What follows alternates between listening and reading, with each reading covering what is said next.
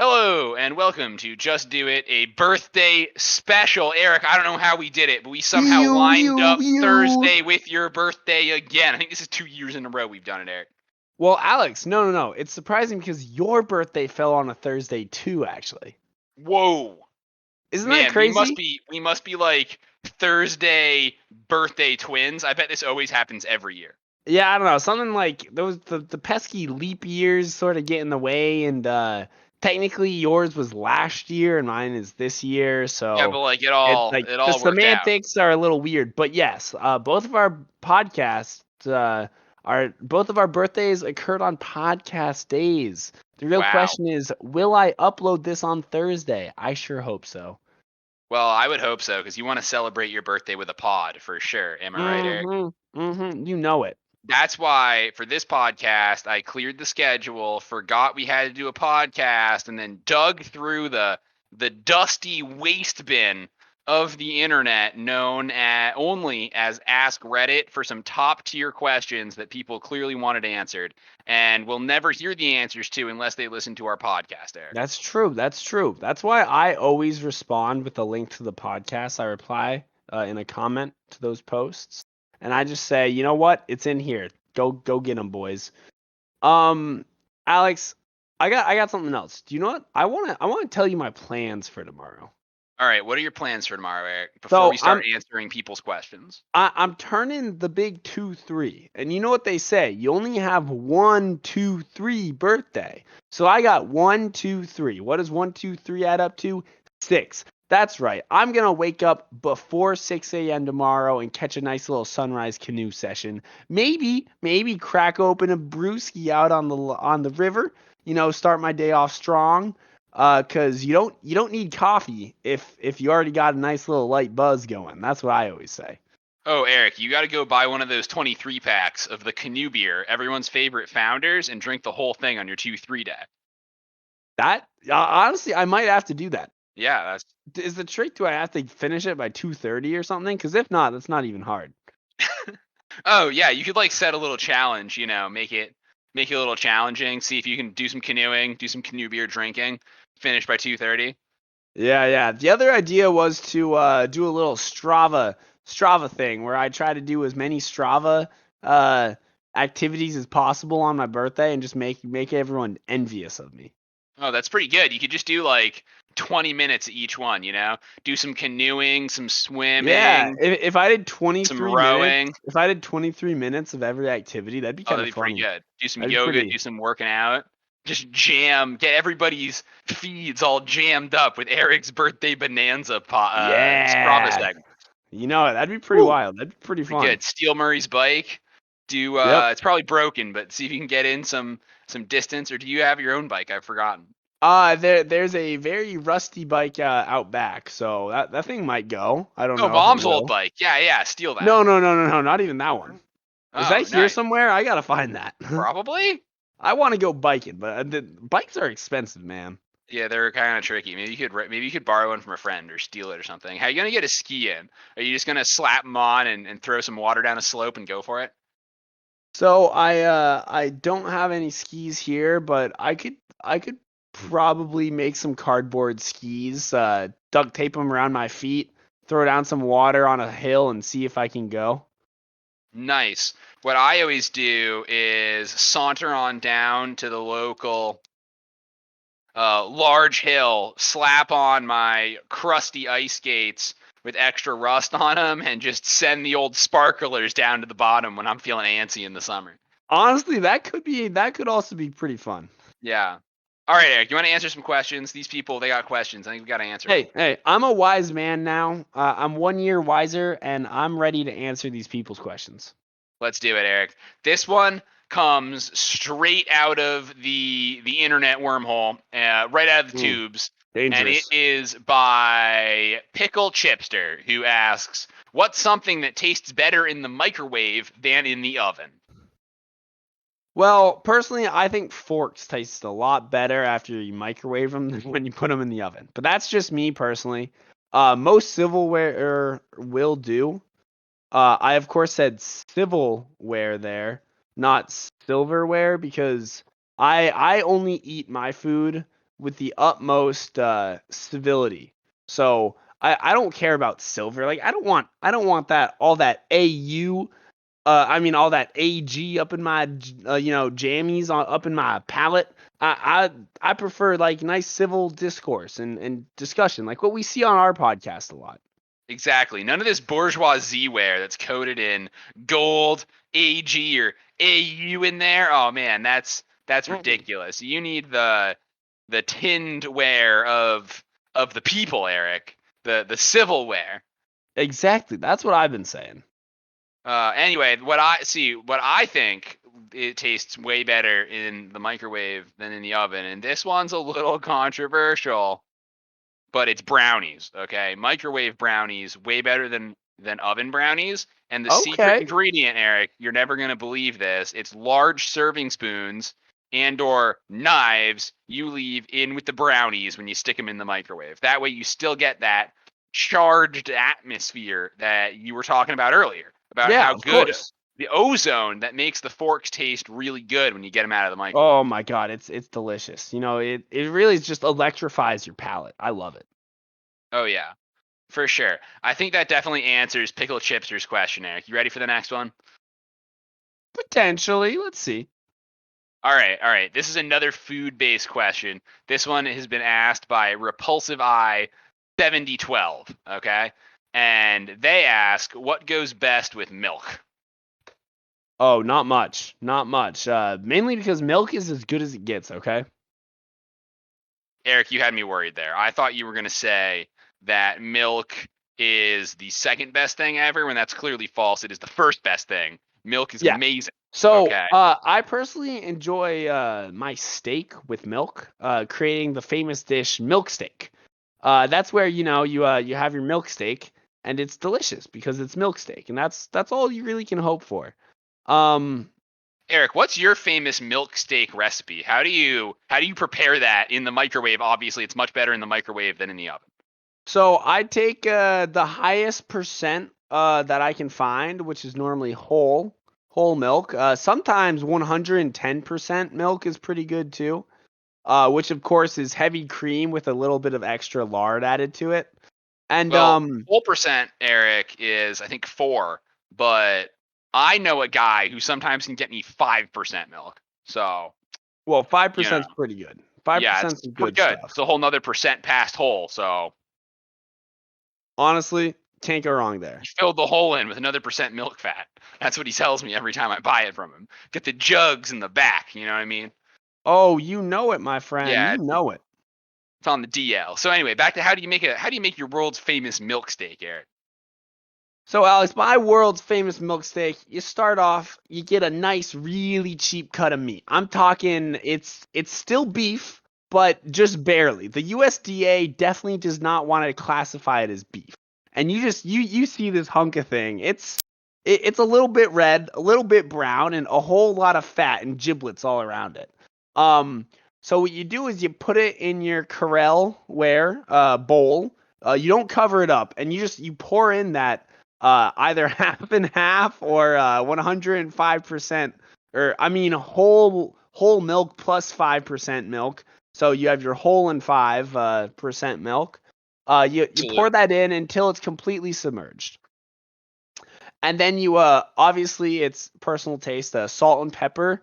But one thing that you cannot divulge is you also just slather that thing in maple syrup, okay?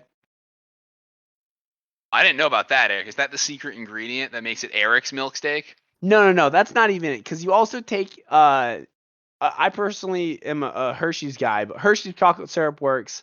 But if you don't have that, you can take your store brand chocolate syrup, throw that on there, and a little bit of whipped cream on top. You have to put the whipped cream in a smiley face on top of the steak, and then you put that in your microwave, and you bring it to a broil in your microwave. Wait, hold on, Eric. You got to remember to leave the serving fork in the milk steak, right? When you put it in the microwave. Well, duh, Okay, I just wanted to make obviously. sure. And so that also gives it that extra tang when you really want it. Oh yeah, that's the zinger in there. Oh, of course. Let's see. Is there what else do I want to say about Well, this? how long do you Really, keep it at a broil in the microwave for? No, you just bring it to broil. Oh, And then then it's done. and then you take it out and you have to baste it in its own half and half juices. Okay, so you Of baste it course, while it's yeah. going, and then while you're doing that, you should you go through the ABCs 4 times to the baste. So you It's go a A lot B of C pasting. D F G. Yeah, Yeah. You keep yeah, going because the cream is very heavy, and the whipped cream now is gone and mixed with all the other sugary stuff that you added to it. of course.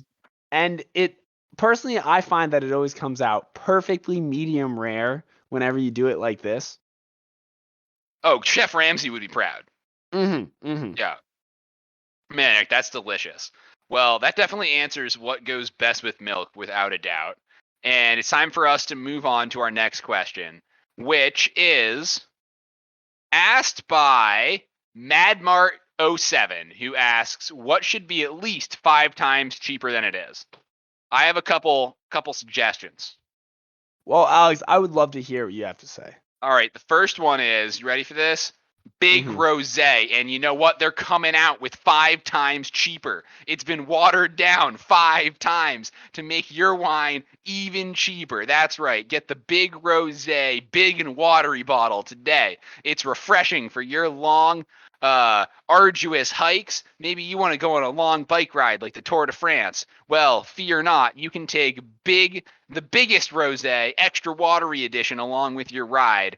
It's 5 times cheaper than rosé and also contains 5 times the amount of water. See, that's funny because I'm surprised that you didn't say that it actually provided 5 times the alcoholic content. It does not actually. It's designed to keep you at a modest 3.5%. It is designed to keep you refreshed and your electrolytes topped up.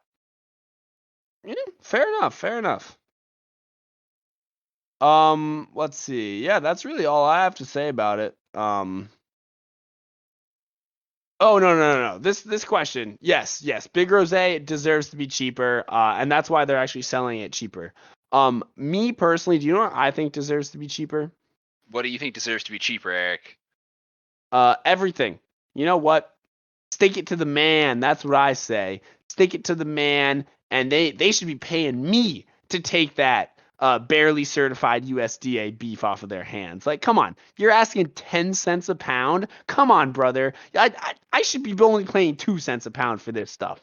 It's Oh, just Eric, I actually, it it turns gives me out. worms every time I eat it. But I mean, I get it. It's not perfect. Uh, Whoever wrote that book, The Jungle, about the meat packing industry, he had some good points, but everything that he was talking about just drives up prices, and I'm not here for it. Upton Sinclair, he can go up his, okay? That's Up it. his Sinclair, am I Yeah, right? exactly. Wow, Eric. Well, you're in luck because you know what I just discovered at my local grocery store? That's right. What? I was in the Stop and Shop, and right next to the USDA barely beef was the for 10 cents a pound was the 2 cents a pound USDA no beef? USDA reluctantly beef. Oh, of course. Now this stuff is almost definitely not beef, but the USDA is reluctantly willing to call it beef because it contains at least 2% cow product. Uh, So that's fair. that's some good stuff right there. Oh, is beef spelt BEAF? Of course it is. They Because can't it put BEF on the packaging. no. It's similar to what is it called? It's very similar to how Cheese Whiz works. Exactly. Yeah, the same concept. It's Yeah. an American beef product, is what I believe reluctantly beef is called. I mean, hey, nothing wrong with that. It gets the job done. That's All what right, I always Eric. say, at We're least. gonna take a real right turn here though, because that definitely answered whatever Mad Mart 7 was up against, Of whatever he what was thinking about. yeah, Yeah, five yeah, five yeah. percent cheaper. I mean, five times cheaper. Well, I hear you like Mudkips. That's a good name. I hear you like hmm Mudkips. They want to know hmm what's the saddest song you've listened to, Eric. So let's say I'll give you a time limit. The past year, what's the saddest song you've been listening to?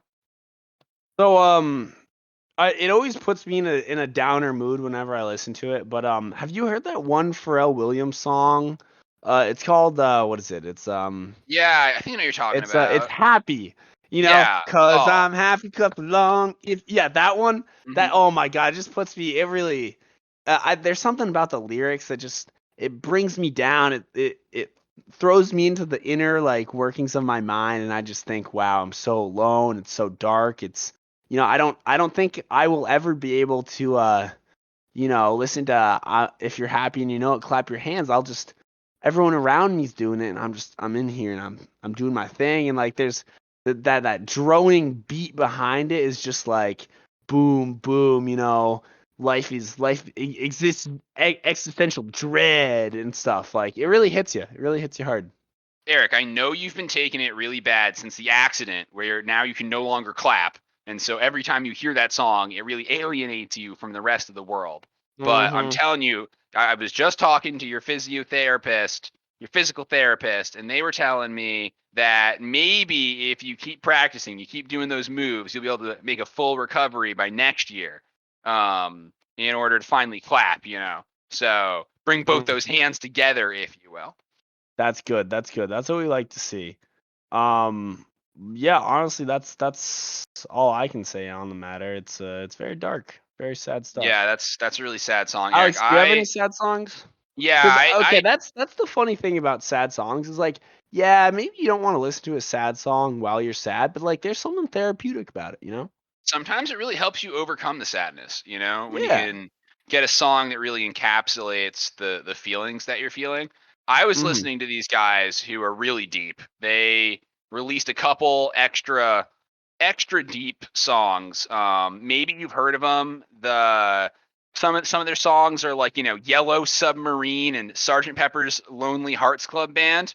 So I mean, sad. these are real So sad. downers, real downers. And the one that gets me every time, Eric, is this song called "I Am the Walrus." It's this Mm, horrible song about a man trapped in a walrus body. Okay, and you just can't get out.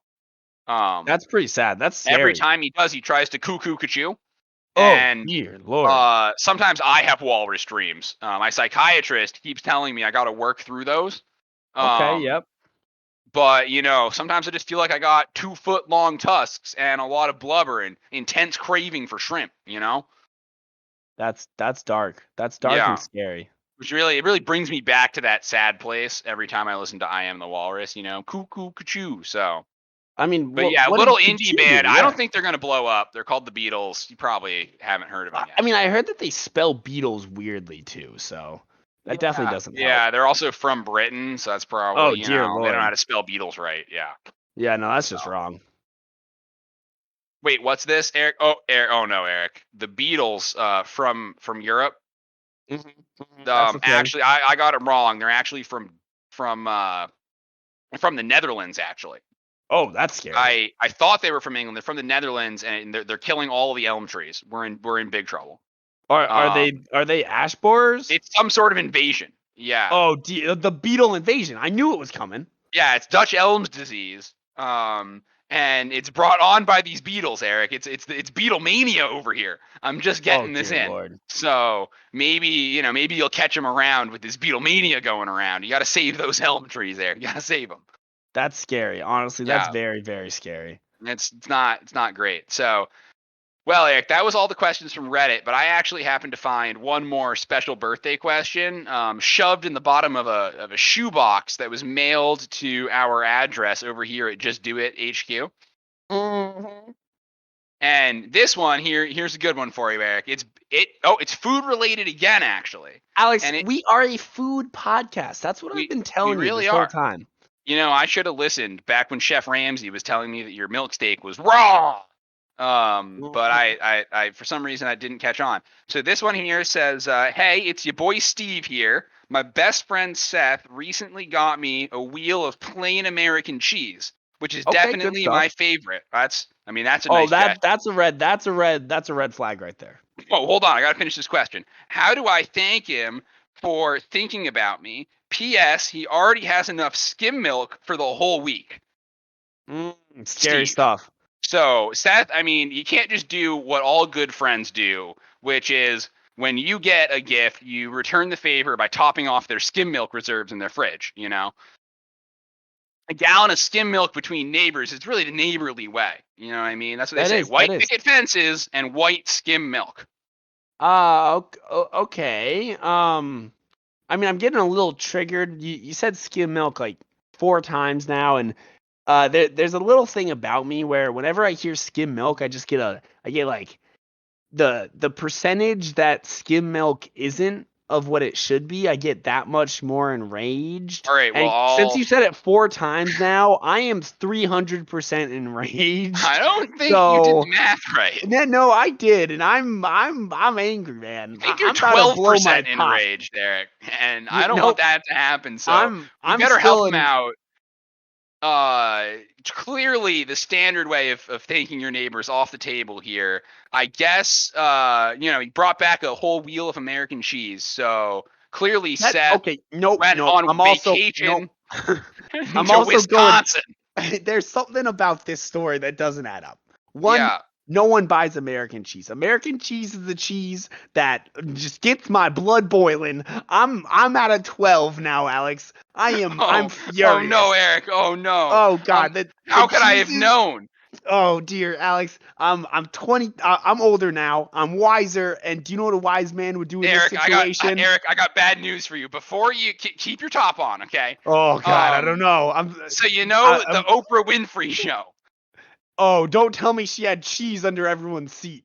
Oh, well, see, I was like, Eric, I gotta give you a gift. You know what I mean?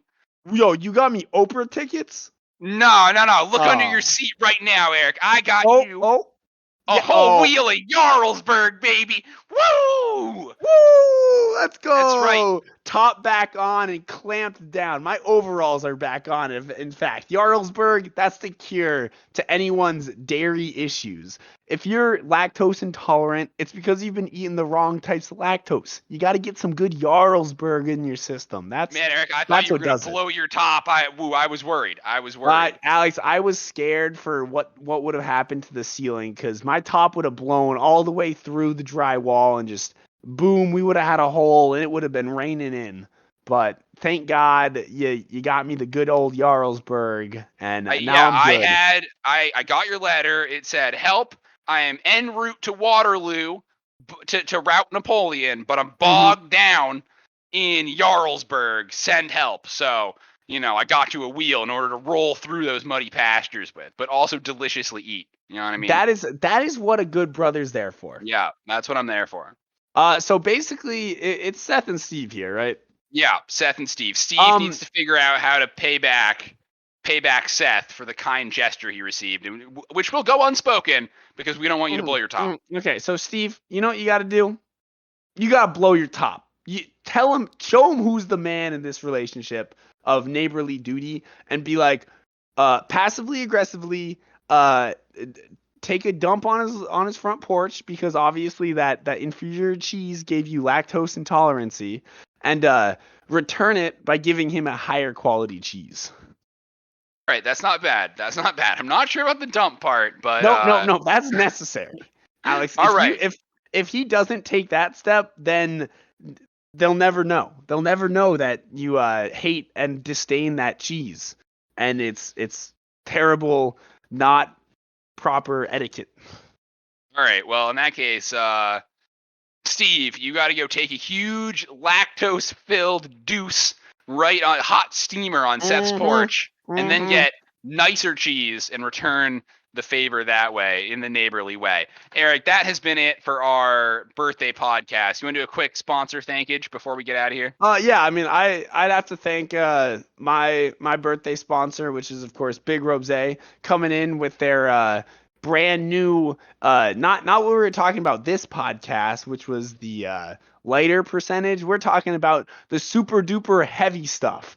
That's right. It comes out, pours out. It doesn't actually pour. Big Rosé now comes in a jar of spreadable alcohol called Roséanade. Ooh, Roséanase. I've been meaning to get me some of that, Eric. Tell me more. The first dairy-based spreadable alcohol that goes perfect on sandwiches, and you can make a really good potato or egg salad with it. throw it on your tuna fish to make a delectable alcoholic meal, and it's only 12%. So Wow, nothing too what a crazy. deal, Eric. This podcast is brought to you by USDA certified reluctantly beef. That's right. Is barely beef too much beef for you? Well, I got good news. Go get some of that USDA certified reluctantly beef. They said it's beef, but they didn't want to. Alex, as always, we have to thank homegrown hops. Coming out, they just, they've reached new points this summer. They are growing and they're hitting the grandstands now. Soon, the buds will be popping and we're going to have some beautiful hops for the season. But as for now, they'll just say they're taking over. And the garden, don't worry, you got homegrown hops to protect you from those invading Mongolians. All right, this has been Just Do It, a Dewey Brothers birthday podcast. Happy birthday, Eric, and thanks for potting with me. I'm Thank you, thank Alex. you. Yep, I'm Eric. And for the love of God, man. Hey, just send it.